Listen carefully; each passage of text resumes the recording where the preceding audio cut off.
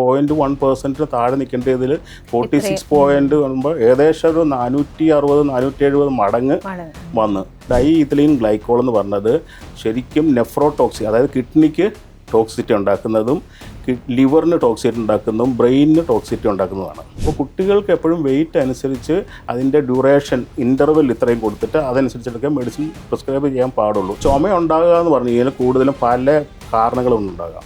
ചിലപ്പോൾ അലർജിക് ചുമയായിരിക്കാം, ചിലപ്പം എന്തെങ്കിലും ഇൻഫെക്ഷൻ വന്നുണ്ടാകുന്ന ചുമയായിരിക്കാം.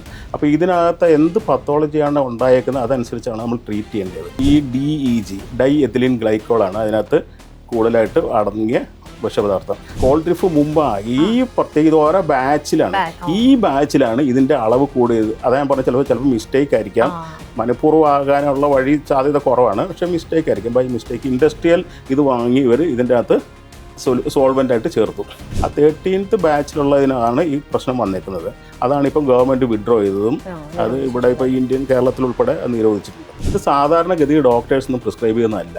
ഇതൊക്കെ ഫാർമസി വഴി ഇതേപോലെ ഓവർ ദ കൗണ്ടറായിട്ട് പലരും വിറ്റു പോകുന്ന മെഡിസിൻസാണ്. കാരണം അങ്ങനെയുള്ള മെഡിസിൻസ് ഓവർ ദ കൗണ്ടർ പോയി വാങ്ങി കഴിക്കരുത് എന്നുള്ളതാണ് പൊതുവെയുള്ള എല്ലാവരുടെയും അഭിപ്രായം. സ്വയം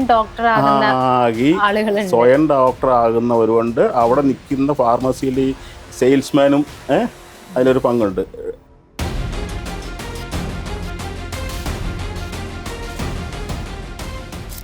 ആരോഗ്യരംഗത്ത് നമ്മുടെ രാജ്യത്ത് നടന്ന അതിദാരുണമായ സംഭവമാണ് ഈ കഴിഞ്ഞ ആഴ്ചകളിൽ നടന്നത്. മധ്യപ്രദേശിലും രാജസ്ഥാനും അടക്കം ഡോക്ടർ പ്രിസ്ക്രൈബ് ചെയ്തിട്ടുള്ള കപ്പ് സിറപ്പ് കഴിച്ചിട്ടാണ് 20ഓളം കുഞ്ഞുങ്ങൾ മരിച്ചത്. ഇതുമായി ബന്ധപ്പെട്ട അല്ലെങ്കിൽ ഇതിൽ പതിഞ്ഞിരിക്കുന്ന എത്രത്തോളം അപകടകരമാണ് എന്നതിനെക്കുറിച്ചും ഇതിൽ നമ്മൾ അറിഞ്ഞിരിക്കേണ്ട കാര്യങ്ങൾ എന്തൊക്കെയാണ് എന്നതിനെക്കുറിച്ചുമൊക്കെ നമുക്ക് കൊച്ചി കാക്കനാട് സൺറൈസ് ഹോസ്പിറ്റലിലെ പീഡിയാട്രീഷ്യനായിട്ടുള്ള ഡോക്ടർ മുഹമ്മദ് സഹീദിനോട് ചോദിക്കാം. Welcome doctor. ഡോക്ടർ, എങ്ങനെയാണ് ഒരു കപ്പ് സിറപ്പ് കഴിച്ചിട്ട് ഇത്രയും അധികം കുട്ടികൾ മരണത്തിന് കാരണമായത് അല്ലെങ്കിൽ മരണത്തിനിടയായത്? ഈ പ്രത്യേക ഇൻസിഡൻറ്റിൽ നമുക്ക് മനസ്സിലാക്കിയിടത്തോളം ഈ ഒരു പ്രത്യേക കഫ് സിറപ്പാണ്, അതിൻ്റെ പേര് പറയണില്ല, അത് തമിഴ്നാട്ടിലൊരു ഇതിലുണ്ടാക്കിയത്. അപ്പോൾ അതിൽ ഇവർ പ്രൊഡക്ഷൻ സ്റ്റാൻഡേർഡ് ഒന്നും കീപ്പ് ചെയ്തിട്ടില്ലെന്നുള്ളതാണ് അറിവ് കഴിഞ്ഞത്. കാരണം കഫ് സിറപ്പിൽ പല ഇൻഗ്രീഡിയൻസ് ഉണ്ട്. അപ്പോൾ അത് സോളിബിൾ ഫോമിൽ നിൽക്കാൻ വേണ്ടി അത് ചില സബ്സ്റ്റൻസുകൾ നമ്മൾ ഇതിൻ്റെ കൂടെ ആഡ് ചെയ്യും. അതായത് പ്രൊപ്പൈലീൻ ഗ്ലൈക്കോൾ, ഗ്ലിസറോൾ, അങ്ങനെ കുറേ കാര്യങ്ങൾ ഇത് ആഡ് ചെയ്യും. ഇത് ഫാർമസ്യൂട്ടിക്കൽ സ്റ്റാൻഡേർഡിലുള്ളതായിരിക്കും. പക്ഷേ ഈ പ്രൊപ്പൈലീൻ ഗ്ലൈക്കോൾ 2 ലെവലിൽ കിട്ടും. ഒന്ന് ഫാർമസ്യൂട്ടിക്കൽ ഗ്രേഡിന് യൂസ് ചെയ്യുന്നതും അല്ലാണ്ട് ഇൻഡസ്ട്രിയൽ ഗ്രേഡിന് യൂസ് ചെയ്യുന്നതും. അപ്പോൾ ഇൻഡസ്ട്രിയൽ ഗ്രേഡിന് യൂസ് ചെയ്യുന്നത് ഇത് കോസ്റ്റ് കുറയ്ക്കാൻ വേണ്ടി അത് ചില അൾട്രേഷൻസ് നടത്തും. അതായത് ഒന്ന് നമ്മുടെ ഈ DEG എന്ന് പറഞ്ഞ ഡൈഎഥിലീൻ ഗ്ലൈക്കോൾ, അത് ഇതിനകത്ത് ആഡ് ചെയ്യും. ഇവിടെ സംഭവിച്ചേക്കുന്നത് ഈ DEG എന്നുള്ള ലെവല് കണ്ടമാനം ഈ സിറപ്പിൽ കൂടിയിരുന്നു. അപ്പോൾ ഒന്നിലോ സംഭവിച്ചിരിക്കാവുന്ന മനഃപൂർവ്വമാണോ അതോ അല്ലാണ്ട് അവർ തെറ്റി ഇൻഡസ്ട്രിയൽ യൂസേജിനുള്ളത് ഈ പ്രൊപ്പൈലീൻ ഗ്ലൈക്കോൾ ഇതിൻ്റെ സബ്സ്റ്റൻസിൽ, അതായത് സബ്സ്റ്റൻസ് എന്ന് പറഞ്ഞാൽ ഇത് സോളിബിൾ ഫോമിൽ നിൽക്കാൻ വേണ്ടി സിറപ്പ് അപ്പോൾ ആഡ് ചെയ്തതാണോ എന്നുള്ളതിനെ പറ്റിയൊക്കെ അന്വേഷണം നടക്കുന്നുണ്ട്. അപ്പോൾ ഈ സംഭവത്തിൽ ഈ പർട്ടിക്കുലർ സിറപ്പിൽ ഇതിൻ്റെ അളവ് എൻ്റെ അറിവ് അനുസരിച്ചിട്ട് 48.6% ഉണ്ടായിരുന്നുള്ള. സാധാരണ ഇത് കണ്ടാമിനേറ്റഡ് ആണെങ്കിൽ തന്നെയും ഇതിൽ 0.1% താഴെ നിൽക്കാൻ പാടുള്ളൂ. അത് ഫാർമസ്യൂട്ടിക്കൽ ഗ്രേഡിൽ ആ ലെവലിലേ കാണുള്ളൂ. പക്ഷേ ഇത് മിക്കവാറും ഇൻഡസ്ട്രിയൽ ലെവലിലുള്ള ഗ്രേഡിലുള്ള ഒരു സിറപ്പായി അല്ല ഇത് ഈ സോളിബിൾ ഇതായിരിക്കും യൂസ് ചെയ്തത്.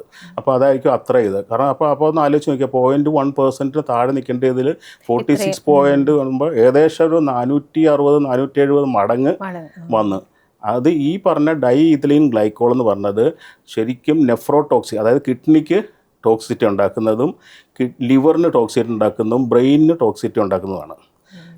കിഡ്നി ടോക്സിറ്റി എന്ന് പറയുമ്പോൾ അത് 1-2 ദിവസത്തിനുള്ളിൽ റീനൽ ഫെയിലറായിട്ട് കുട്ടി അല്ലെങ്കിൽ കഴിക്കുന്ന ആൾ മരിച്ചു പോകാൻ സാധ്യതയുണ്ട്. അതേപോലെ ഈ ബ്രെയിനിന് ടോക്സിറ്റി ഉണ്ടാകുക എന്ന് പറഞ്ഞു കഴിഞ്ഞാൽ അത് നല്ല അളവിൽ ഇത് ഉള്ളിൽ ചെന്ന് കഴിഞ്ഞാൽ ബ്രെയിനിൽ ലെഥാർജി, നമ്മുടെ ശരീരം നമുക്ക് ഉറക്കം, ഭയങ്കര ഉറക്കമായിരിക്കും. ചിലപ്പോൾ കോമ സ്റ്റേജിൽ അല്ലെങ്കിൽ ഇമ്മീഡിയറ്റ് സഡൻ ഡെത്തിൽ പോകാം. ഇതിപ്പം കുട്ടികളെ വൃക്കയ്ക്കാണ് തകരാറായത്. അതെങ്ങനെയാണ് ഇപ്പൊ ഡോക്ടർ പറഞ്ഞ പോലെ തന്നെയാണോ? വൃക്കേനെ എങ്ങനെയാണ് ഇത് ബാധിച്ചത്? വൃക്കയിലെ ഈ അംശം ശരിക്കും പറഞ്ഞു കഴിഞ്ഞാൽ ഇത് ലിവറിൽ കൂടെ മെറ്റബോളൈസ് ചെയ്യുന്നതിൻ്റെ കപ്പാസിറ്റി കൂടുതൽ വരുമ്പോൾ അത് കിഡ്നിയിൽ പോകും. കിഡ്നിയിൽ അടിഞ്ഞിട്ട് കിഡ്നിയുടെ പ്രവർത്തനത്തിനെ ബാധിക്കുക ചെയ്യുക. ഇപ്പോൾ കിഡ്നിക്കും അത് എക്സ്ക്രീറ്റ് ചെയ്യുന്ന ലെവലിൽ കൂടുതലായിരിക്കും. അത് സഡൻ ഡെത്ത് ആണോ? സഡൻ ഡെത്ത് അല്ല. കിഡ്നി ഫെയിലർ വരുമ്പോൾ 2-3 ഡേയ്സ് കഴിഞ്ഞിട്ട് അതിൻ്റെ സിംറ്റംസ് ഡെവലപ്പ് ചെയ്യത്തുള്ളൂ. ഗ്രാജുവലി അത് 3 or 7 ഡേയ്സിനുള്ളിൽ ആയിരിക്കാം മരണം.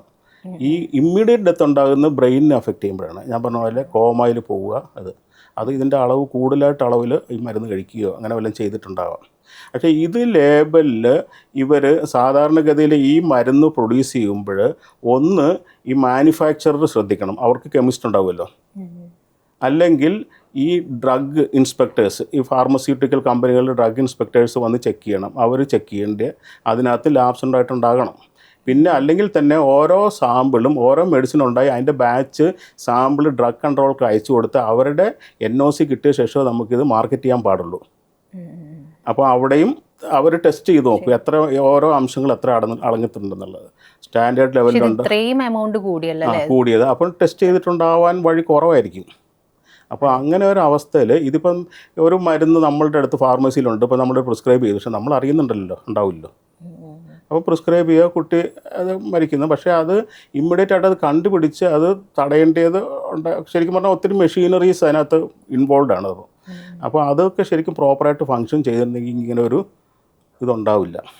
ഡോക്ടർ, അപ്പോൾ ഈ നമ്മളിപ്പോൾ ഡ്രഗ്സ് കൺട്രോളിൻ്റെ ഒരു പുതിയ സർക്കുലർ പ്രകാരം 2 വയസ്സിന് താഴെയുള്ള കുട്ടികൾക്ക് കഫ് സിറപ്പ് ഉപയോഗിക്കരുതെന്നാണ്. അതുപോലെ തന്നെ 12 വയസ്സിന് താഴെയുള്ള കുട്ടികൾ ഇത് ഡോക്ടറുടെ പ്രിസ്ക്രിപ്ഷൻ ഇല്ലാതെ കൊടുക്കരുതെന്നാണ് പറഞ്ഞത്. അപ്പം ഈ ഒരു കാര്യത്തിൽ പൊതുവെ ജനങ്ങളാണെങ്കിലും പ്രത്യേകിച്ചും ഈ ചെറിയ കുട്ടികളുള്ള രക്ഷിതാക്കളൊക്കെ ഭയങ്കരധികം പാനിക്കാണ്. അപ്പം എന്താണ് അവർക്ക് കൊടുക്കാനുള്ള നിർദ്ദേശങ്ങൾ? സൊല്യൂഷൻ ഉണ്ട്. കാരണം എന്ന് പറഞ്ഞു കഴിഞ്ഞാൽ ഈ കഫ് സിറപ്പ് എന്ന് പറഞ്ഞാൽ ഇതിൽ ഇപ്പോൾ ഈ പ്രത്യേകം ഞാൻ പറഞ്ഞേക്കുന്നതിൽ ഈ ക്ലോർഫെൻട്രമൈൻ മാലിയേറ്റ്, അതായത് ആൻറ്റിഹിസ്റ്റമിനാണ്. അതിൻ്റെ കൂടെ ഫിനൈലെഫ്രിൻ, പിന്നെ അതിൻ്റെ കൂടെയാണ് ഈ ഇമ്പ്യൂരിറ്റിയും വന്നേക്കുന്നത്. അങ്ങനെയുള്ളത് സാധാരണഗതിയിൽ ഇപ്പം 4 വയസ്സിന് ഇപ്പോൾ പുതിയ സർക്കുലർ വെച്ചിട്ട് 4 വയസ്സിന് താഴെയുള്ള കുട്ടികൾക്ക് ഈ കോമ്പിനേഷനുള്ള മെഡിസിൻസ് പ്രിസ്ക്രൈബ് ചെയ്യരുതെന്നാണ്. 4 വയസ്സിന് മുകളിലോട്ടുള്ളവർക്ക് കൊടുക്കാം. അത് അണ്ടർ ഡോക്ടേഴ്സ് പ്രിസ്ക്രിപ്ഷൻ അല്ല ഡോക്ടർ സൂപ്പർവിഷൻ. അത് നമ്മളൊരു മെഡിസിൻ ഒരു കുട്ടികൾ എഴുതുമ്പോൾ നമ്മൾ എന്താ ചെയ്യുന്നത്, കുട്ടിയുടെ വെയിറ്റ് അനുസരിച്ചാണ് മെഡിസിൻ്റെ ഡോസേജ് എഴുതുന്നത്. ഇപ്പോൾ ഒരു കുട്ടി 8 വയസ്സുള്ളൊരു കുട്ടിയുണ്ട്, കുട്ടിക്ക് ചിലപ്പോൾ 50 കിലോ ഉണ്ട്. ഇപ്പോൾ 10 വയസ്സുള്ളൊരു കുട്ടി അത് ചിലപ്പോൾ 30 കിലോ ഉള്ളൂ. പക്ഷേ നമ്മൾ നോക്കുമ്പോൾ 8 വയസ്സുള്ള കുട്ടിക്ക് ഡോസേജ് കൂടുതൽ കൊടുത്തു, മറ്റൊരാൾക്ക് കുറച്ചെന്ന് പറയും. പക്ഷേ അത് വെയിറ്റ് അനുസരിച്ച് എഴുതുന്നതുകൊണ്ടാണ് അങ്ങനെ വരുന്നത്. അപ്പോൾ കുട്ടികൾക്ക് എപ്പോഴും വെയിറ്റ് അനുസരിച്ച് അതിൻ്റെ ഡ്യൂറേഷൻ ഇൻ്റർവെൽ ഇത്രയും കൊടുത്തിട്ട് അതനുസരിച്ചെടുക്കാൻ മെഡിസിൻ പ്രിസ്ക്രൈബ് ചെയ്യാൻ പാടുള്ളൂ. അത് സ്ട്രിക്ട്ലി ഫോളോ ചെയ്ത് കഴിഞ്ഞാൽ ഈ പറഞ്ഞ പോലെ കാര്യങ്ങൾ കുഴപ്പമുണ്ടാവില്ല. ഈ പറഞ്ഞ DGHSൻ്റെ ഇൻസ്ട്രക്ഷൻ അനുസരിച്ച് 4 ഇയേഴ്സിന് താഴെ ഈ മെഡിസിൻ കൊടുക്കരുത്. പക്ഷേ 4 ഇയേഴ്സിന് മുകളിൽ കൊടുക്കാം. പക്ഷേ കൊടുക്കുമ്പോൾ ഇങ്ങനെയുള്ള ഇത് ഫോളോ ചെയ്യണം നമ്മൾ. ഈ 2 വയസ്സുള്ള കുട്ടികൾക്ക് അതിൻ്റെ താഴെയുള്ള ഞാൻ പറഞ്ഞു തരാം. അപ്പോൾ ഈ പ്രത്യേകിച്ച് ഈ പറഞ്ഞ പോലെ ക്ലോർഫെൻട്രമൈൻ മാലിയേറ്റ് എന്ന് പറഞ്ഞാൽ ഫസ്റ്റ് ജനറേഷൻ ആൻറ്റിഹിസ്റ്റമിനാണ്. പക്ഷേ അത് ഈ പറഞ്ഞ ലെവലിൽ നമുക്കപ്പോൾ കൊടുക്കാൻ പാടില്ല. പക്ഷേ കൊടുക്കാൻ പാടുള്ള മറ്റുള്ള ആൻറ്റിഹിസ്റ്റമിൻസ് ഉണ്ട്. 6 മാസം മുകളിലോട്ട് കൊടുക്കാൻ പറ്റുന്ന സെക്കൻഡ് ജനറേഷൻ ആൻറ്റിഹിസ്റ്റമിൻസ് ഉണ്ട്. അതായത് സെട്രിസിൻ കേട്ട് കാണും. സെറ്റ്സിനൊക്കെ സാധാരണ നമ്മൾ കോൾഡ് വന്നാൽ തുമ്മൽ വന്നാൽ പോയി വാങ്ങിച്ചു കഴിക്കുക. സെട്രിസിൻ, ലീവോസെട്രിസിൻ, ഫെക്സോഫെനൈൻ, അങ്ങനെ കുറേ മരുന്നുകളുണ്ട്. അതൊക്കെ സാധാരണഗതിയിൽ 6 മാസത്തിന് മുകളിലോട്ടുള്ള കുട്ടികൾക്ക് സേഫായിട്ട് യൂസ് ചെയ്യുന്നത് കണ്ടുപിടിച്ചിട്ടുണ്ട്. അതിന് പ്രത്യേകിച്ച് സ്റ്റഡീസൊക്കെ ഉള്ളതാണ്. പിന്നെ ഈ ചുമ ഉണ്ടാകുക എന്ന് പറഞ്ഞു കഴിഞ്ഞാൽ കൂടുതലും പല കാരണങ്ങളും ഉണ്ടാകാം. ചിലപ്പോൾ അലർജിക് ചുമയായിരിക്കാം, ചിലപ്പം എന്തെങ്കിലും ഇൻഫെക്ഷൻ വന്നുണ്ടാകുന്ന ചുമയായിരിക്കാം. അപ്പോൾ ഇതിനകത്ത് എന്ത് പത്തോളജിയാണ് ഉണ്ടായേക്കുന്നത് അതനുസരിച്ചാണ് നമ്മൾ ട്രീറ്റ് ചെയ്യേണ്ടത്. അതിന് ഒരു ഫാർമസിയിൽ പോയി നമ്മൾ നേരിട്ട് മരുന്ന് വാങ്ങിക്കുന്നതിന് പകരം ഡോക്ടറെ കണ്ട് ഡോക്ടർ അത് കണ്ടുപിടിച്ച് എന്തുകൊണ്ടാണെന്നുള്ളത് അതിനനുസരിച്ചുള്ള റെമഡി കൊടുക്കണം. ഈ ചുമ തന്നെ പലതരത്തിലുള്ള ചുമയുണ്ട്. ഒന്ന് ഈ അലർജിക് ചുമ, ചിലപ്പോൾ നമ്മൾ ഈ കുത്തിയുള്ള ചുമയുണ്ടാകും. ചിലപ്പം രാത്രി കാലങ്ങളിൽ അല്ലെങ്കിൽ വെളുപ്പാങ്കാലത്ത് ചിലപ്പോൾ തണുത്ത കാറ്റടിക്കുമ്പോൾ അല്ലെങ്കിൽ പൊടി അടിക്കുമ്പോഴൊക്കെ ഉള്ള ചുമയുണ്ട്, ഒരു അലർജിക് ചുമ. അതിന് ആൻറ്റിഹിസ്റ്റമിൻ കൊടുക്കാം. ഈ പറഞ്ഞ പോലെ 6 മാസത്തിന് മുകളിലോട്ടാണെങ്കിൽ ഞാൻ ഈ പറഞ്ഞ പോലെ സെക്കൻഡ് ജനറേഷൻ ആൻറ്റിഹിസ്റ്റമിൻ ഏതെങ്കിലും നമുക്ക് പ്രിസ്ക്രൈബ്ഡ് ഡോസിൽ, അതായത് ആ വെയിറ്റ് അനുസരിച്ചുള്ള ഡോസിൽ കൊടുത്തു കഴിഞ്ഞാൽ ഒരു ദോഷം ഉണ്ടാകത്തില്ല. പിന്നെ ചില കുട്ടികൾക്ക് കഫം കൂടും. ഈ ചില കുഞ്ഞുങ്ങൾക്ക് ചിലപ്പോൾ ഭയങ്കര കുറവ്. അങ്ങനെയുള്ളവർക്ക് ഈ മ്യൂക്കുലേറ്റിക് ഏജൻസ്, അതായത് കഫം അലിയുന്ന തരത്തിലുള്ള ചില മരുന്നുകളുണ്ട്, ആംബ്രോക്സോൾ പോലുള്ള ചില മരുന്നുകളുണ്ട്. അത് സേഫാണ്. ഈവൻ ന്യൂ ബോൺ പീരീഡ് തൊട്ട് അല്ലെങ്കിൽ ഇമ്മീഡിയറ്റ് ഈ ഇൻഫൻസി തൊട്ടിട്ട് ഏർലി ഇൻഫൻസി തൊട്ടിട്ട് അത് സേഫാണ്. അങ്ങനെയുള്ള മരുന്ന് കഫം മാത്രം ഉള്ളെങ്കിൽ അത് കൊടുത്തു കഴിഞ്ഞാൽ കുട്ടിയുടെ കഫം അലിഞ്ഞ് ഒന്നിലോ കുട്ടികളെ തുപ്പില്ലല്ലോ, ഇറങ്ങി പോവും. ഇങ്ങനെയുള്ള മെഡിസിൻസ് പല ഇതുമുണ്ട്. പിന്നെ ചില അസുഖങ്ങൾ വരുമ്പം പ്രത്യേകിച്ച് അലർജി, അല്ല ചിലർക്ക് വീസേഴ്സ് ഉണ്ടല്ലോ, ശ്വാസം മുട്ടൽ അങ്ങനെയുള്ളവർ, പിന്നെ ചിലതരം infections, viral infections, bacterial infections ഒക്കെ ഉണ്ടാകുമ്പം ഈ ശ്വാസനാളത്തിന് ചുരുക്കം ഉണ്ടാകാറുണ്ട്. അപ്പോൾ അങ്ങനെയുള്ള കുട്ടികൾക്ക് ഈ ചുമ വരുന്ന ഈ ശ്വാസനാളത്തിന് ചുരുക്കം വരുന്നുണ്ടാണ്. അപ്പോൾ അത് ചുരുക്കം വികസിപ്പിക്കാനുള്ള, അതായത് ചുരുക്കം മാറ്റാനുള്ള ബ്രോങ്കോ ഡയലേറ്റേഴ്സ് വിഭാഗത്തിൽപ്പെട്ട മരുന്നുകളുണ്ട്. നമ്മൾ ഈ അസ്താലിൻ, സാൽബ്യൂട്ടമോൾ എന്ന് പറയും, സാൽബ്യൂട്ടമോൾ വിഭാഗത്തിലുള്ള. അത് ഈ അലർജിക് ആയിട്ടുള്ള കുട്ടികൾക്ക് കൊടുക്കേണ്ട കഫ് സിറപ്പ് മിക്കവാറും അലർജിക്കുള്ള സിറപ്പ് ഞാൻ അലർജി പ്രിവെൻറ്റ് ചെയ്യാനുള്ള സെട്രിസിൻ പോലത്തെ മരുന്നുകൾ കൊടുക്കാം. പിന്നെ അതിൻ്റെ കൂട്ടത്തിൽ അവർക്ക് ഈ ബ്രോങ്കോ കൺസ്ട്രിക്ഷൻ ഇതുപോലത്തെ ഈ ശ്വാസനാളത്തിന് ചുരുക്കം ഉണ്ടായിട്ടുണ്ടെങ്കിൽ അതിന് റിവേഴ്സ് ചെയ്യാൻ വേണ്ടി, അതിന് വേണ്ടിയുള്ള, അപ്പോൾ ശ്വാസം മുട്ടലുണ്ടാവുമല്ലോ, ചില കുട്ടികൾ ചുമയ്ക്കും ഭയങ്കര ശ്വാസം മുട്ടൽ, അങ്ങനെയുള്ള അവസ്ഥ കൊടുക്കുന്നതാണ് ഈ ബ്രോങ്കോ ഡയലേറ്റേഴ്സ്. ഞാൻ പറഞ്ഞ പോലെ സാൽബ്യൂട്ടമോൾ, ലീവോ സാൽബ്യൂട്ടമോൾ വിഭാഗത്തിൽ. ഇതൊക്കെ രണ്ടും അതിൻ്റെ വിഭാഗങ്ങളാണ്. അപ്പോൾ ആ വിഭാഗത്തിലുള്ള മരുന്നുകൾ നമുക്ക് ഈ കുട്ടികൾക്ക് കൊടുക്കാം. അതാണ് പറയുന്നത്, ഡോക്ടറെ കണ്ടിട്ട് മെഡിസിൻ ഡോക്ടർ നോക്കി അതിനനുസരിച്ചുള്ള മെഡിസിൻ കൊടുക്കുക എന്നുള്ളതാണ്. പിന്നെ ഈ പറഞ്ഞ ബ്രോങ്കോ ഡയലേറ്റേഴ്സ് കൊടുക്കാനായിട്ട് ഒന്നിലും അത് ടാബ്ലറ്റ് ഫോമുണ്ട്. അത് ഒരു ടാബ്ലറ്റ് കഴിക്കാൻ പറ്റുന്ന കുട്ടികൾക്കാണെങ്കിൽ കൊടുക്കാം, പക്ഷേ ചെറിയ കുട്ടികൾക്ക് പറ്റില്ല. അപ്പോൾ അങ്ങനെയുള്ളവർക്ക് നമ്മളിപ്പം തോന്നുന്ന സിറപ്പായിട്ടോ അല്ലെങ്കിൽ കൂടുതലും പ്രിഫർ ചെയ്യുന്നത് ഇൻഹേലേഴ്സായിട്ടാണ്. ഇപ്പോൾ പണ്ട് കാലങ്ങളിൽ നമ്മൾ ഇൻഹേലേഴ്സ് ഉപയോഗിക്കാൻ എല്ലാവർക്കും ഭയങ്കര ഒരു മടിയായിരുന്നു. പക്ഷേ ഇപ്പം കൂടുതലായിട്ടും കോമൺ ആയിട്ട് ഇൻഹേലേഴ്സ് സാധാരണ യൂസ് ചെയ്യാറുണ്ട്. ഇപ്പോൾ ചെറിയ കുട്ടികൾക്കാണെങ്കിൽ നമുക്ക് ഒരു ഡിവൈസ് ഉണ്ട്, സ്പേസർ എന്ന് പറഞ്ഞ ഡിവൈസിലോട്ട് ഇൻഹേലർ അതിൻ്റെ സ്പ്രേ അടിച്ചിട്ട് മാസ്ക് വെച്ച് കുട്ടികൾ വലിക്കും. ഇനി അതല്ലെങ്കിൽ നെബുലൈസേഷൻ ഒരു മെഷീനുണ്ട്. ആ മെഷീനിൽ ഈ ലിക്വിഡ് ഒഴിച്ച് കഴിഞ്ഞാൽ, നെബുലൈസ് ചെയ്ത് കഴിഞ്ഞാൽ ഈ മരുന്ന് ഉള്ളിൽ ചെല്ലും. അപ്പോൾ അതിൻ്റെ ബ്രോങ്കോ കൺസ്ട്രിക്ഷൻ കുറഞ്ഞിട്ട് ബ്രോങ്കോ ഡയലേറ്റേഷൻ വരും, ചുമ കുറയും, അല്ലെങ്കിൽ ശ്വാസം മുട്ടൽ കുറയും. അതിനോടൊപ്പം തന്നെ എന്തുകൊണ്ടാണ് ഇത് ഉള്ളതെന്ന് കണ്ടുപിടിച്ചിട്ട്, ചിലപ്പോൾ ഇൻഫെക്ഷൻ ആയിരിക്കും, ആ ഇൻഫെക്ഷനുള്ള ട്രീറ്റ്മെൻറ്റും കൊടുക്കണം. അതായത് ആൻറ്റിബയോട്ടിക്ക് വേണ്ടിയാണ് ആൻറ്റിബയോട്ടിക്, ആൻറ്റിവൈറൽ വേണ്ടിയാണ് ആൻറ്റിവൈറൽ. ഇനി അല്ലെ അലർജി കൊണ്ടാണെന്നുണ്ടെങ്കിൽ അലർജിക്കുള്ള മെഡിസിൻ ഈ പറഞ്ഞ പോലെ ഉള്ള മരുന്നുകൾ കൊടുക്കുക. ഡോക്ടർ, ഈ കോൾഡ് ഡ്രിഫ് എന്ന് പറഞ്ഞിട്ടുള്ള കഫ് സിറപ്പ് കഴിച്ചിട്ടാണ് കുട്ടികൾ മരിച്ചതെന്ന് പറഞ്ഞു. അപ്പോൾ എന്താണ് ഈ കോൾഡ് ഡ്രിഫിൽ അടങ്ങിയിട്ടുള്ള ഈ വിഷപദാർത്ഥം എന്താണ്? ഇത് ഞാൻ നേരത്തെ പറഞ്ഞ പോലെ തന്നെ ഈ DEG, ഡൈ എഥിലീൻ ഗ്ലൈക്കോളാണ് അതിനകത്ത് കൂടുതലായിട്ട് അടങ്ങിയ വിഷപദാർത്ഥം. അതായത് അവർ ഈ ഞാൻ നേരത്തെ പറഞ്ഞ പ്രൊപ്പിലിൻ ഗ്ലൈക്കോളിന് പകരം, അല്ലെങ്കിൽ അതിനെ കണ്ടാമിനേറ്റ് ചെയ്ത് അത് ചിലപ്പോൾ ഈ 46.5% ബാക്കിയുള്ളത് പ്രൊപ്പിലിൻ ഗ്ലൈക്കോളും 100%, 53% പ്ലസ് പ്രൊപ്പിലിൻ ഗ്ലൈക്കോളും, അതിൻ്റെ കൂടെ 46 ഇതും ചേർത്ത് കാണും. ഈ മരുന്ന് മുൻപും ഇവിടെ ഇന്ത്യയിൽ ഉള്ള മരുന്ന് തന്നെയല്ലേ കോൾഡ് ഡ്രിഫ് എന്ന് പറയുന്നത്? കോൾഡ് ഡ്രിഫ് മുമ്പാണ്. ഈ പ്രത്യേകിച്ച് ഓരോ ബാച്ചിലാണ്, ഈ ബാച്ചിലാണ് ഇതിൻ്റെ അളവ് കൂടിയത്. അതാ ഞാൻ പറഞ്ഞ ചിലപ്പോൾ മിസ്റ്റേക്ക് ആയിരിക്കാം, മനഃപൂർവ്വം ആകാനുള്ള വഴി സാധ്യത കുറവാണ്, പക്ഷേ മിസ്റ്റേക്ക് ആയിരിക്കും. ബൈ മിസ്റ്റേക്ക് ഇൻഡസ്ട്രിയൽ ഇത് വാങ്ങി ഇവർ ഇതിൻ്റെ അകത്ത് സോൾവെൻ്റായിട്ട് ചേർത്തു. അപ്പോൾ അതായിരിക്കാം ഇത് സംഭവിച്ചത്. അങ്ങനെ ഈ 13 ബാച്ച് എന്നുള്ളതാണ് എൻ്റെ അറിവ്, ഞാൻ വായിച്ചനുസരിച്ചിട്ട്. ആ 13th ബാച്ചിലുള്ളതിനാണ് ഈ പ്രശ്നം വന്നേക്കുന്നത്. അതാണ് ഇപ്പം ഗവൺമെൻറ് വിഡ്രോ ചെയ്തതും അത് ഇവിടെ ഇപ്പോൾ കേരളത്തിലുൾപ്പെടെ നിരോധിച്ചിട്ടുണ്ട്. ഇപ്പം നമ്മളിപ്പോൾ ഈ ഓവർ കൗണ്ട് ആയിട്ട് മരുന്നുകൾ യൂസ് ചെയ്യുന്നുണ്ട് പലപ്പോഴും. ഇപ്പം എന്തെങ്കിലും ഒരു ചുമയോ അല്ലെങ്കിൽ അത്തരത്തിലുള്ള അസുഖങ്ങൾ വന്നാൽ പെട്ടെന്ന് തന്നെ മെഡിക്കൽ സ്റ്റോറിൽ പോയിട്ട് ഇപ്പം ഡോക്ടർ പ്രിസ്ക്രൈബ് ചെയ്തിട്ടില്ലെങ്കിൽ അല്ലെങ്കിൽ മുമ്പ് എപ്പോഴോ പ്രിസ്ക്രൈബ് ചെയ്ത മരുന്ന് നമ്മൾ ചോദിക്കുകയും വാങ്ങുകയോ അല്ലെങ്കിൽ പരസ്യങ്ങളിൽ കണ്ട മരുന്നുകൾ വാങ്ങിക്കുന്ന ഒരു പ്രവണതയുണ്ട്. അല്ലെങ്കിൽ ഓവർ കൗണ്ട് ആയിട്ടുള്ള മരുന്നുകൾ യൂസ് ചെയ്താലേ അസുഖം കുറയൂ എന്നുള്ളൊരു തെറ്റായ ധാരണയുണ്ട്. അപ്പം അങ്ങനെയുള്ളവർക്ക് എങ്ങനെയാണ് ഒരു അവബോധം കൊടുക്കാൻ പറ്റുക? ശരിക്കും പറഞ്ഞാൽ ഇന്നത്തെ സാഹചര്യത്തിൽ എപ്പോഴാണെങ്കിലും അത് ഒരിക്കലും നമ്മൾ പ്രോത്സാഹിപ്പിക്കാൻ പാടില്ലാത്തതാണ്. ഇപ്പം ഞാൻ തന്നെ എനിക്ക് തന്നെ അനുഭവം, ഞാൻ ചിലപ്പോൾ ഏതെങ്കിലും മെഡിക്കൽ ഷോപ്പിൽ നിന്ന് എനിക്ക് വേണ്ടി മെഡിസിൻ ഈവനിങ്ങിലാണ് കൂടുതൽ ഈ ബിസിനസ് നടത്തുന്നത്. അത് ആരെങ്കിലും ഓടി വരും, എനിക്ക് ചുമയാണ്, അപ്പോൾ അവിടെ നിൽക്കുന്ന ആൾ ചോദിക്കുക എത്ര ദിവസമായി, ആൾ ഒരു മരുന്ന് കൊടുക്കും. പക്ഷേ ഈ മരുന്നുകളൊക്കെ മൾട്ടിപ്പിൾ കണ്ടൻസ് ഉള്ളതായിരിക്കും. ഇപ്പം തന്നെ മാർക്കറ്റിൽ കളവാണ്. ഇപ്പം ഞാൻ പറഞ്ഞില്ല, ക്ലോർഫെനിറം, അലിവേറ്റ, ഫിനൈലെഫ്രിൻ, അതിൻ്റെ കൂടെ ഈ മ്യൂക്കുലൈറ്റിക് ഏജൻറ്റ്, അതിൻ്റെ കൂടെ വേറെ ഒരെണ്ണം, ഇതെല്ലാം കൂടെ ചേർത്തിട്ട് ഒരു മിക്സറായിട്ടുള്ള മെഡിസിൻസ് കണ്ടമാനം ഇപ്പം ആ മാർക്കറ്റിൽ അവൈലബിൾ ഉണ്ട്. ഇത് സാധാരണഗതി ഡോക്ടേഴ്സ് ഒന്നും പ്രിസ്ക്രൈബ് ചെയ്യുന്നതല്ല. ഇതൊക്കെ ഫാർമസി വഴി ഇതേപോലെ ഓവർ ദ കൗണ്ടറായിട്ട് പലരും വിറ്റു പോകുന്ന മെഡിസിൻസാണ്. കാരണം അങ്ങനെയുള്ള മെഡിസിൻസ് ഓവർ ദ കൗണ്ടർ പോയി വാങ്ങി കഴിക്കരുത് എന്നുള്ളതാണ് പൊതുവെയുള്ള എല്ലാവരുടെയും അഭിപ്രായം. പക്ഷേ ചിലർ ഓടിപ്പോയി അത് ചെയ്യും. അത് ചെയ്തു കഴിഞ്ഞാൽ അത് ഇപ്പോഴത്തെ സിറ്റുവേഷനിൽ നമുക്ക് മനസ്സിലായി കാണുമല്ലോ ഏറ്റവും അപകടകരമാണെന്നുള്ളത്. അതായത് നമ്മൾക്ക് എന്തെങ്കിലും ഒരു ചെറിയ അസുഖമാണെങ്കിലും സ്വയം ഡോക്ടർ ആകുന്നവരുണ്ട്. അവിടെ നിൽക്കുന്ന ഫാർമസിയിൽ സെയിൽസ്മാനും അതിലൊരു പങ്കുണ്ട്. മരുന്ന് കൊടുക്കും. അപ്പോൾ അവിടെ ഇരിക്കുന്ന മെഡിസിൻ അവർ കൊടുക്കും, ചുമയ്ക്കുന്ന പറഞ്ഞാൽ കൊടുക്കും. പക്ഷേ പുള്ളിക്ക് അറിയണമെന്നില്ല ഇത് എന്തുകൊണ്ടുള്ള ചുമയാണെന്നുള്ളത്. അപ്പോൾ കഴിവതും ചുമ ഇപ്പം വരും, ചിലപ്പം ചില ചുമയൊക്കെ സെൽഫ് ലിമിറ്റിംഗ് ആണ്. ഞാൻ പറഞ്ഞ ചില അലർജി ചുമയൊക്കെ അങ്ങനെയൊക്കെയുള്ള സെൽഫ് ലിമിറ്റ്, ചില വൈറൽ ഡിസീസ് ഉണ്ടാകുന്നത് ചിലപ്പോൾ സെൽഫ് ലിമിറ്റിംഗ് ആയിരിക്കും. അത് ഒരാഴ്ച കൊണ്ട്, മാക്സിമം വന്നാൽ 2 ആഴ്ച കൊണ്ട് ചിലപ്പോൾ മാറും. ഇനി അങ്ങനെ മാറുന്നില്ലെങ്കിൽ നമ്മൾ സ്വയം ചികിത്സിക്കാതെ പോയി ഡോക്ടറെ കണ്ട് എന്തുകൊണ്ടാണെന്നുള്ളത് കണ്ടുപിടിച്ച് അതിനുള്ള ചികിത്സ ചെയ്യണം. പിന്നെ വീട്ടിൽ നമുക്ക് വല്ലാതെ ചെയ്യാവുന്ന റെമഡീസ് ഉണ്ടല്ലോ, ആവി പിടിക്കാമല്ലോ, അതൊക്കെ ചെയ്യാം. ചെറിയൊരു ചുമയൊക്കെ ആണെങ്കിൽ ചിലപ്പോൾ ആവി പിടുത്തം കൊണ്ട് മാറും. ചില പണ്ട് കാലങ്ങളിൽ ഈ തുളസി തുമ്പയൊക്കെ ഇട്ടിട്ട് ആവി പിടിക്കുന്നത്, അതിനെ നമ്മൾ കുറ്റം പറയാൻ പറ്റില്ല. അതൊക്കെ ഇതിന് അതായത് പലപ്പോഴും ഈ ചുമ പനി എന്നുള്ളത് ഒരു രോഗമായിട്ട് അല്ലെങ്കിൽ രോഗമായിട്ട് കാണണ്ട എന്ന് പറയാറുണ്ട്. അത് ശരിയാണോ? അല്ലെങ്കിൽ ഈ ചുമ എന്ന് പറഞ്ഞാൽ ഒരു പ്രൊട്ടക്റ്റീവ് മെക്കാനിസം കൂടെയാണത്. അതായത് നമ്മുടെ ശ്വാസനാളത്തിൽ അല്ലെങ്കിൽ എന്തെങ്കിലും കൂടുമ്പോൾ നമ്മൾ ചുമയ്ക്കുമല്ലോ, നമ്മൾ പെട്ടെന്ന് അറിയാണ്ട് എന്തൊരു ചുമയ്ക്കുക.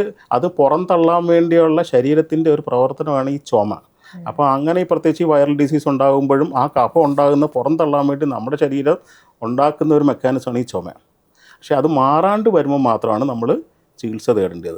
അതായത് ഞാൻ പറഞ്ഞത്, വലിയ വേറെയുള്ള കോൺസ്റ്റിറ്റ്യൂഷണൽ എഫക്ട്സ് ഒന്നുമില്ല, വലിയ പനിയോ വലിയ കുഴപ്പങ്ങളോ ശ്വാസം മുട്ടലോ ഒന്നും ഇല്ലെങ്കിൽ നമുക്ക് വേണേൽ ഒരാഴ്ച ഈ സാധാരണ മരുന്നുകൾ അല്ലെങ്കിൽ ചൂടുവെള്ളം കുടിക്കാം. ചൂടുവെള്ളം കൊണ്ട് ചിലപ്പോൾ ചൂടുവെള്ളം കുടിച്ചുകൊണ്ടിരുന്ന് 2-3 പ്രാവശ്യം ചൂടുവെള്ളം കുടിക്കുക, ആവി പിടിക്കുക, ഇതെല്ലാം ചെയ്ത് കഴിഞ്ഞാൽ പിന്നെ തേൻ പലരും കൊടുക്കുന്നുണ്ട്. കുഞ്ഞുങ്ങൾക്ക് കൊടുക്കരുത് കഴിവതും. കാരണം കുഞ്ഞുങ്ങൾ ബോട്ടിലിസം എന്ന് പറഞ്ഞ ഒരു അസുഖം വരാൻ സാധ്യതയുണ്ട്. കാരണം അതിനകത്ത് കണ്ടാമിനേഷൻ ഉണ്ടാവും. അല്ലാണ്ട് തേൻ ചിലർക്ക് പറ്റും, നാരങ്ങ തേനി ചേർത്ത്, ഇതൊക്കെ ഞാൻ പണ്ട് കാലങ്ങളിൽ നമ്മളൊക്കെ ചെറുപ്പത്തിലൊക്കെ കഴിയുന്നത്. അതൊക്കെ ഹോം റെമഡീസാണ്. പക്ഷേ ഹോം റെമഡീസിനും ഒരു ലിമിറ്റേഷൻ ഉണ്ട്. ഇത് കഴിഞ്ഞിട്ട് മാറുന്നില്ലെങ്കിൽ നമ്മൾ ഷുഡ് കൺസൾട്ട് ഡോക്ടർ. അതുപോലെ ഈ ഒരാൾക്ക് പ്രിസ്ക്രൈബ് ചെയ്ത മരുന്നുകൾ ഇപ്പം ഒരു വീട്ടിലുള്ള പല ആളുകൾ തന്നെ യൂസ് ചെയ്യാറുണ്ട്. ഇപ്പോൾ കഫ് സിറപ്പൊക്കെ ആണെങ്കിൽ ഇപ്പം ഒരേ ഏജിലുള്ള ആളുകളായിരിക്കില്ല. അപ്പം ഒരാൾക്ക് പ്രിസ്ക്രൈബ് ചെയ്ത മരുന്ന്, ഇപ്പോൾ ഒരു വീട്ടിലെ മൂത്ത കുട്ടിയാണെങ്കിൽ മൂത്ത കുട്ടിക്ക് പ്രിസ്ക്രൈബ് ചെയ്ത മരുന്ന് പിന്നെ ഇളയ കുട്ടിക്കാണെങ്കിലും നമ്മളത് അങ്ങനെയുള്ള ഒരു പ്രവണത നിലനിൽക്കുന്നുണ്ട് സാധാരണ. പക്ഷെ അതൊക്കെ ഭയങ്കര എഫക്റ്റ് ആവുമല്ലോ.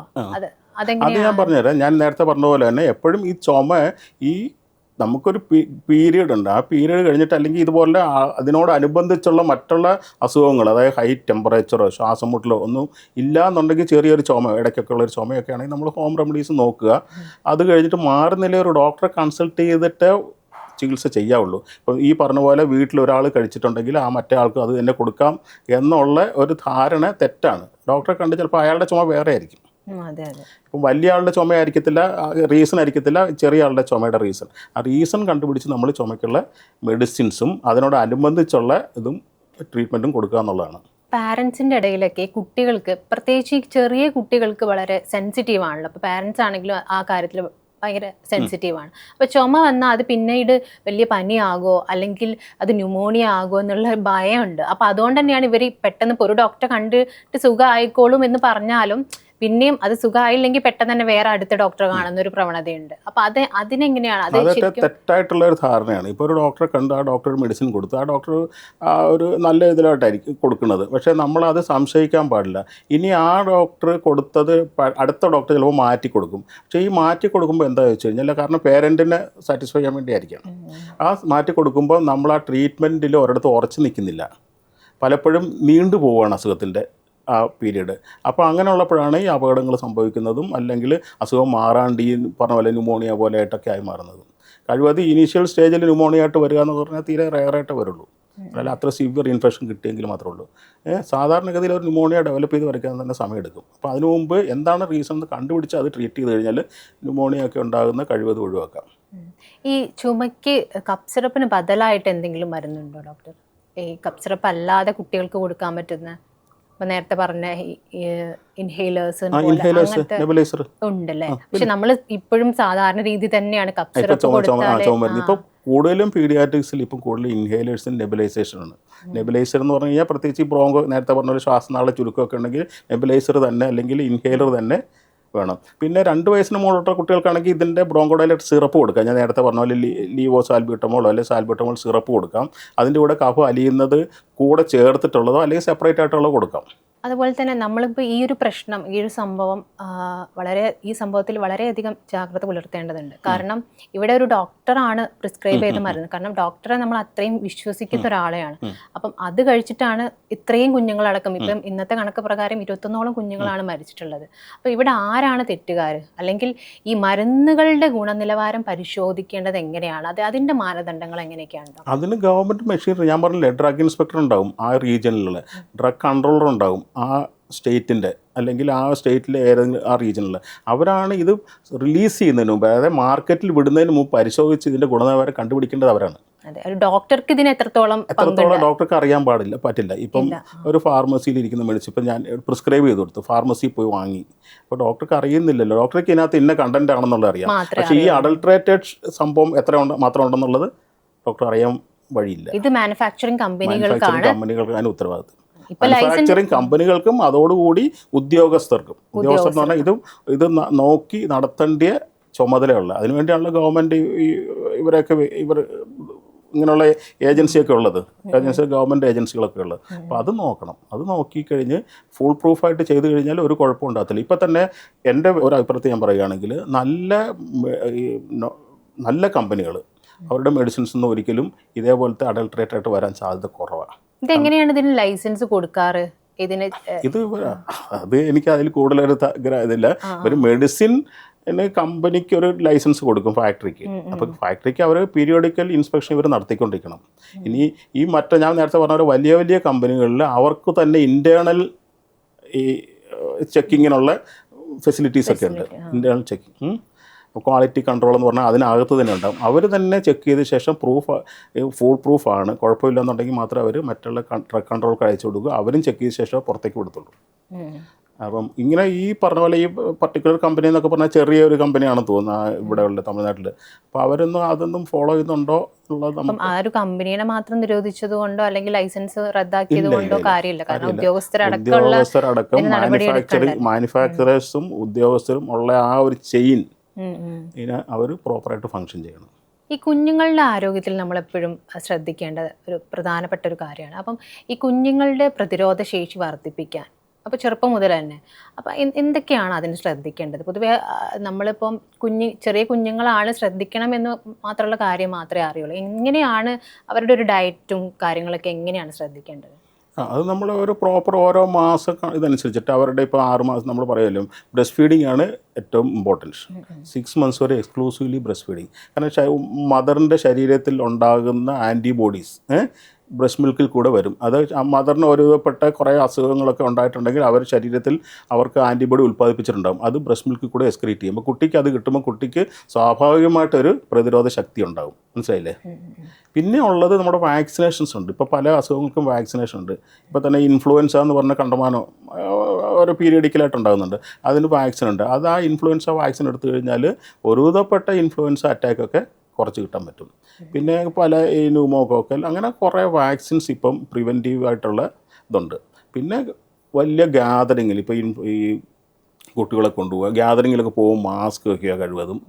ഈ സ്കൂളിൽ തന്നെയും എൻ്റെ ഒരു അഭിപ്രായത്തിൽ ഈ പ്രത്യേകിച്ച് ഈ ഇങ്ങനെയുള്ള പീരീഡുകളിലൊക്കെ ഇൻഫ്ലുവൻസ ഒക്കെ ഉള്ള പീരീഡിൽ അല്ലെങ്കിൽ മഴക്കാല അസുഖങ്ങളൊക്കെ ഉള്ള പീരീഡിലൊക്കെ മാസ്ക് വെച്ച് കുട്ടികൾ പോകുന്നത് തന്നെ നല്ലത്. നമ്മൾ കുറേ ശീലിച്ചാണല്ലോ കോവിഡ് സമയത്ത്.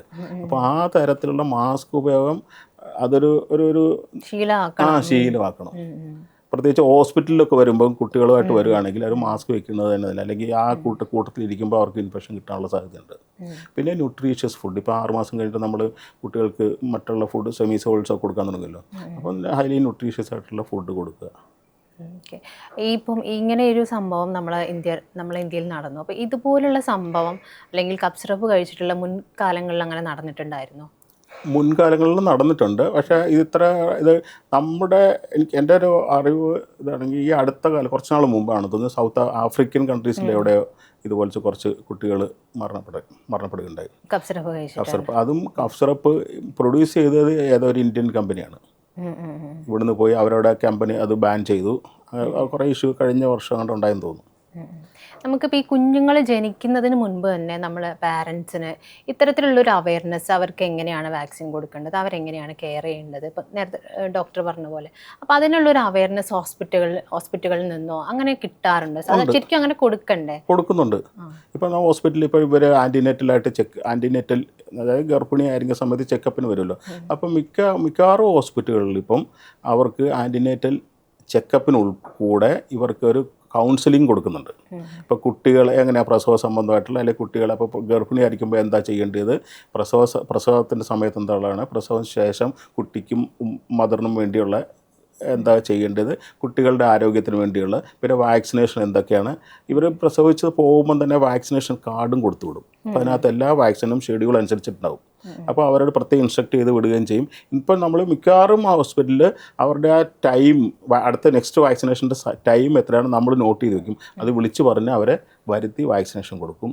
ഗവൺമെൻറ് തന്നെയാണെങ്കിൽ ഇപ്പം നല്ല രീതിയിൽ വാക്സിനേഷൻ നടത്തുന്നുണ്ട്. ഗവൺമെൻറ് ആശാ വർക്കേഴ്സ് വെച്ചിട്ട്, കാരണം ആശാ വർക്കേഴ്സിന് ഇൻസെൻറ്റീവ് കൊടുത്ത് അവരെ അതുകൊണ്ട് ഈ കുട്ടികളുടെ വീടുകളിൽ കയറി ഇവരെ കൊണ്ട് വാക്സിൻ എടുപ്പിക്കുന്നുണ്ട്. അതുകൊണ്ട് കേരളത്തിൽ സംബന്ധിച്ചിടത്തോളം ഇപ്പം വാക്സിനേഷൻ നല്ല പ്രൈവറ്റ് സെക്ടറിനേക്കാളും കൂടുതൽ എനിക്ക് തോന്നുന്നത്. പ്രൈവറ്റ് സെക്ടറിലും നല്ലവണ്ണം പോകുന്നുണ്ട്, ഗവൺമെൻറ് സെക്ടറിലും നല്ല മുൻകാലങ്ങളെ അപേക്ഷിച്ച് നല്ലവണ്ണം വാക്സിനേഷൻ കൊടുക്കുന്നുണ്ട്. ഓക്കെ.